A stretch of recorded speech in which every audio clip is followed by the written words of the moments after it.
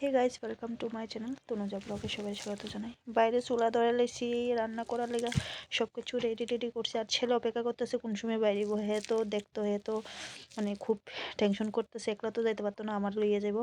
তো আগুনটা আগুন ধরেছে, আমি কই একটু দাঁড়া, আমি রান্না করালে কোনো রকম ভাতটা রান্না করছি। ছেলে লেগে কি আর দাঁড়ান যায়? দেখতে দেখতে দেখি পার্সেল হলো আইসে।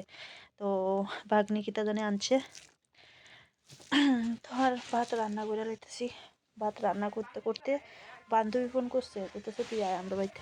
তা গেছি, যাই এসে দেখি তাই আমার লাগে ফিডা বানাইছে।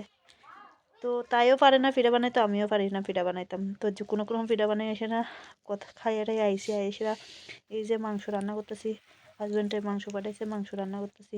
সকাল সকালে রান্না করে লেছি, ভাবছি কোনো দিকে যাইতাম না, মাংস টাংস রান্না করে খাইয়ে দিয়ে ঘুমাইতাম।